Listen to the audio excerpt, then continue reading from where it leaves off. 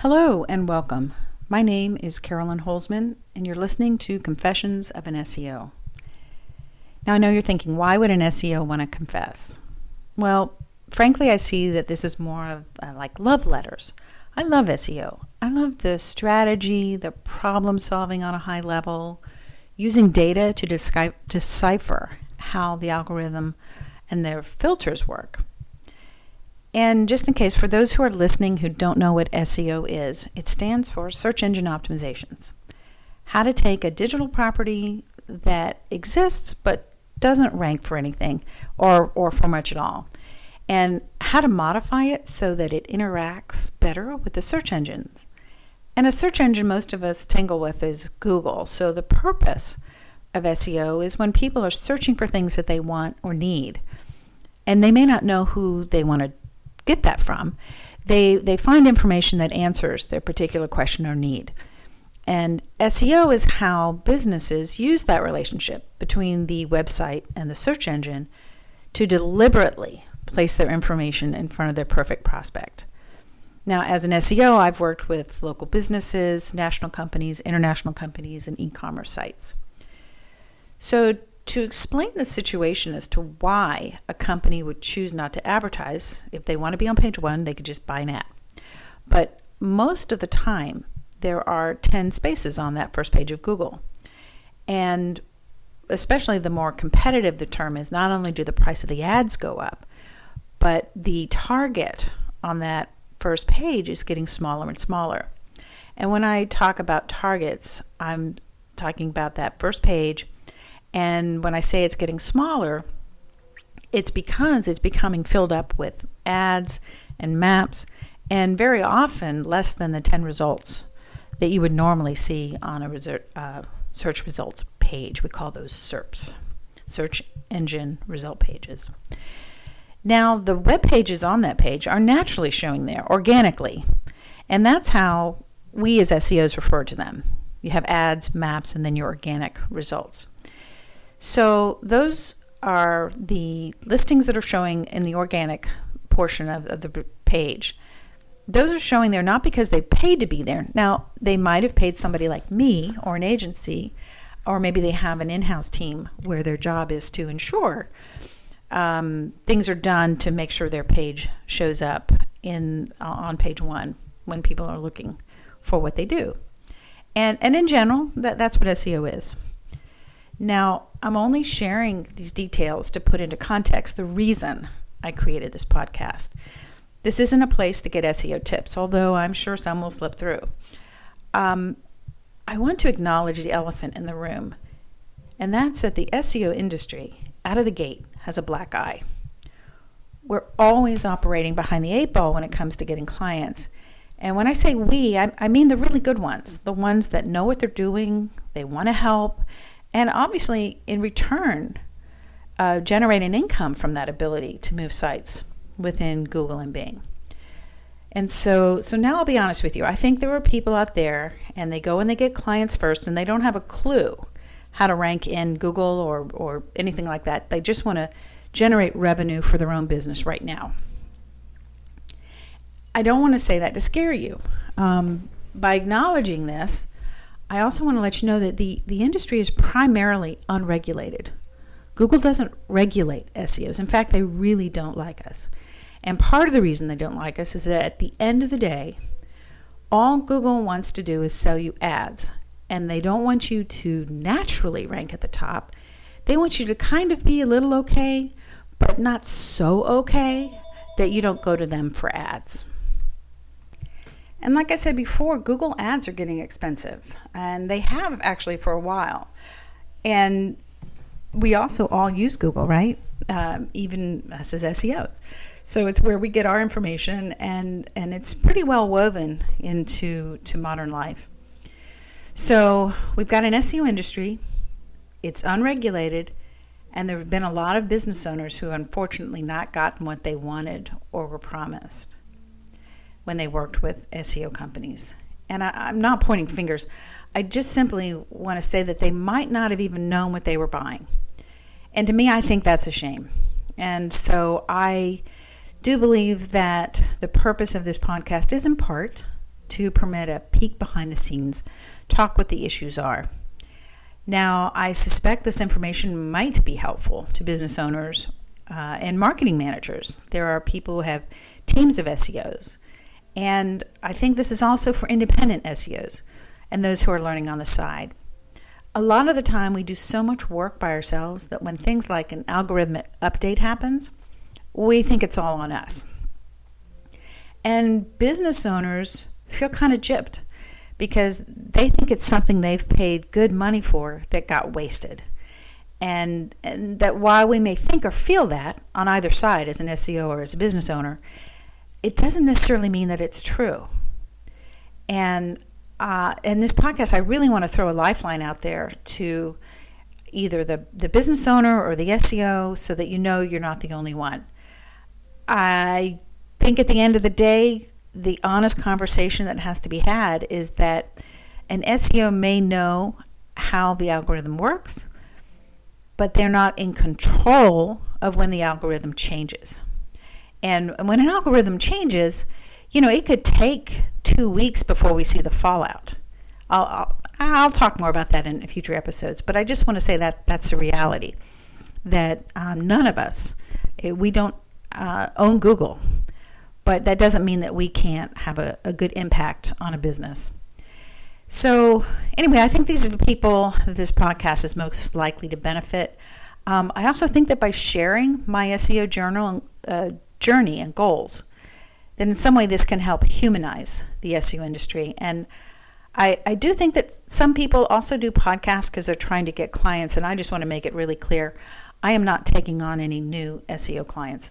This podcast is really, as I see it, more like love letters to the SEO industry and to those businesses who want to know more but don't know who to trust or how to evaluate, let's say, an SEO proposal.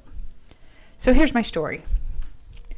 I got into SEO 11 years ago when I was at a conference. I owned a local media publishing business. So whether it was an audio CD or a DVD, either ROM or film, if it was spoken word as instructional materials, it really didn't matter. I would take a master, the content and the artwork, and create multiple identical copies that were what we call retail ready.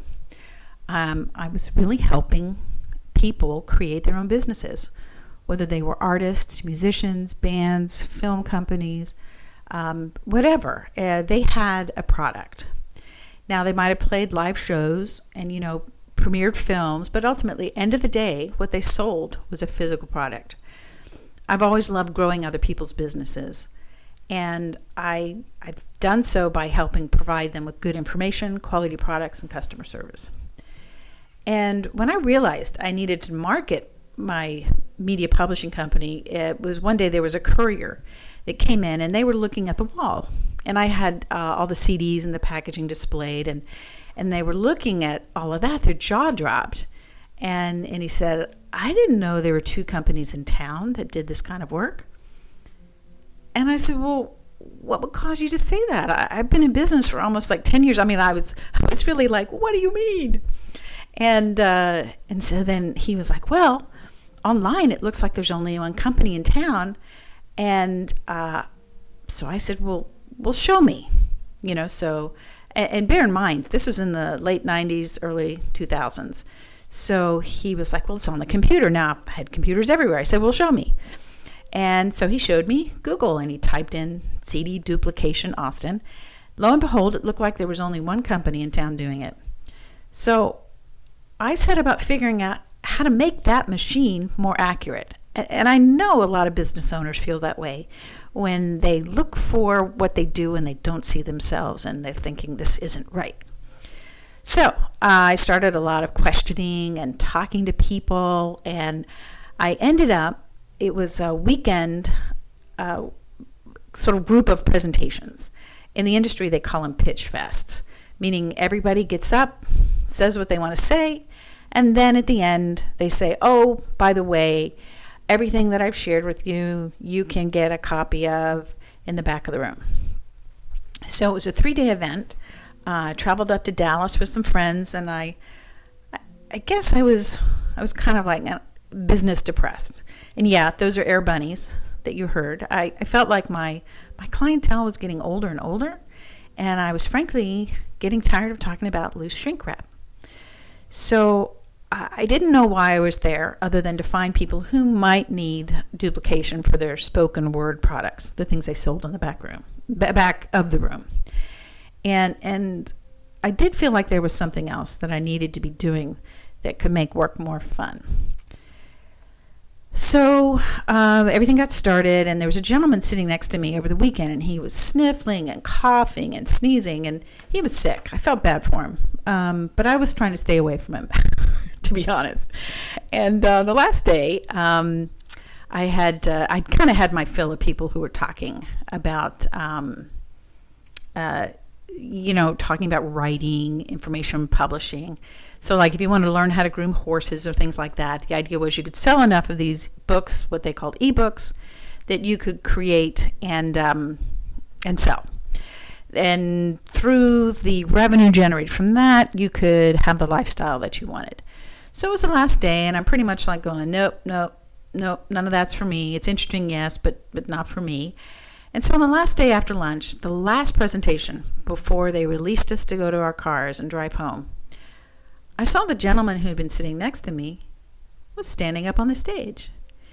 And he introduced himself, and it turned out he was the SEO speaker for that weekend.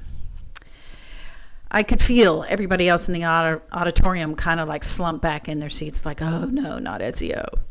And they were just not interested. But everything he said made me sit up. In that whole auditorium, I think I was the only person leaning forward. And no one had ever really explained that, SEO was more like problem solving. I'd never really seen it. It had never been explained.